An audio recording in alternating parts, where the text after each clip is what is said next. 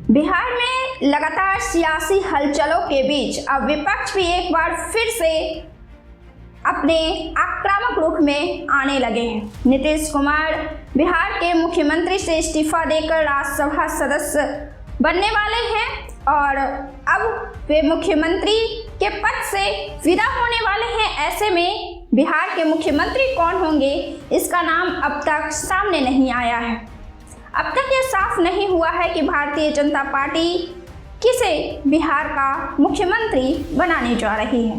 हालांकि भारतीय जनता पार्टी अपने चौंकाने वाले निर्णयों के लिए ही जानी जाती है, खासकर जब बात सीएम के चुनाव की हो। लेकिन कयासे लग रही हैं कि सम्राट चौधरी बिहार के मुख्यमंत्री बन सकते हैं। लेकिन इन तमाम घटनाक्रमों में प्रशांत किशोर लगातार अपनी राय व्यक्त कर रहे हैं, बयान दे रहे हैं और एक मजबूत विपक्ष की तरह सामने आ रहे हैं मीडिया के सामने और अपनी भविष्यवाणी की बात को सही करार दे रहे हैं और बिहार के अन्य मुद्दों पर भी सरकार को घेरने की कोशिश कर रहे हैं। दरअसल मुंगेर में मीडिया से प्रशांत किशोर बात करते हुए कहा है कि नीतीश के बाद बिहार का मुख्यमंत्री कौन होगा या किसी को नहीं पता है। इस बारे में जो भी अटकलें लगाई जा रही हैं वे बेकार हैं।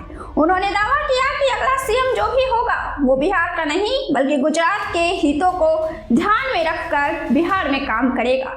वह केंद्र में मौजूद नरेंद्र मोदी सरकार का पसंदीदा होगा। उन्होंने कहा कि बिहार में पहली बार बिहार में सीएम की गद्दी पर वो लोग बैठेंगे जिनकी प्राथमिकता बिहार नहीं बल्कि गुजरात होगी। गुजरात के हितों को ध्यान में रखकर बिहार को चलाया जाएगा। प्रशांत किशोर ने मौजूदा मुख्यमंत्री नीतीश कुमार के राज्यसभा जाने के फैसले पर तंज भी कसा है और कहा है कि जिस नेता को 202 विधायकों का समर्थन हो वह पद छोड़कर कभी नहीं जाएगा। हालांकि प्रशांत किशोर ने यह भी कहा कि नीतीश की शारीरिक और मानसिक स्थिति ऐसी नहीं है कि वे सीएम पद पर बने रहें। जनसुराज पार्टी ने तो पहले ही कहा था कि बिहार चुनाव का परिणाम कुछ भी हो, नीतीश कुमार मुख्यमंत्री नहीं रहेंगे। अब रिजल्ट के 3-4 महीने बाद ही वे पद से हट रहे हैं। प्रशांत किशोर ने कहा, हमने यह भी भविष्यवाणी की थी कि एनडीए बिहार विधानसभा चुनाव नहीं जीतेगा।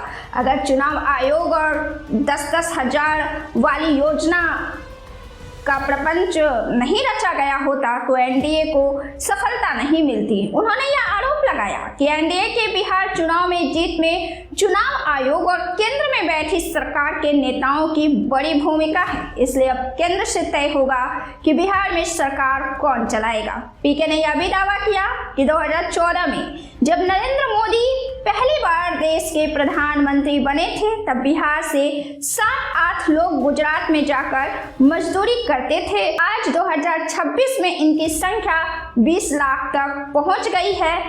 प्रशांत किशोर ने यह काफी सनसनीखेज दावा किया है। उन्होंने कहा कि अब पीएम मोदी का बनाया हुआ सीएम बिहार में बैठेगा तो गुजरात जाकर मजदूरी करने वाले बिहारियों की संख्या आने वाले 5 सालों में 30 से 40 लाख तक पहुंच जाएगी, क्योंकि गुजरात की फैक्ट्रियों में 10 से 15 हजार रुपये में काम करने वाले मजदूर सिर्फ बिहार से ही मिलते हैं। आपको बता दें कि बिहार के इस मुद्दे को लेकर प्रशांत किशोर शुरू से ही सरकार पर हमलेवर हैं। बिहार सरकार पर हमलेवर है और केंद्र सरकार पर हमलेवर है। उन्होंने कहा कि बिहार में अगर फैक्ट्रियां नहीं लगेंगी तो यहाँ के लोग को मजबूरन गुजरात जाकर मजदूरी करना पड़ेगा। गुजरात के लोग फैक्ट्री के मालिक बने रहेंगे और बिहार के बच्चे वहाँ मजदूर और दरबार बनेंगे।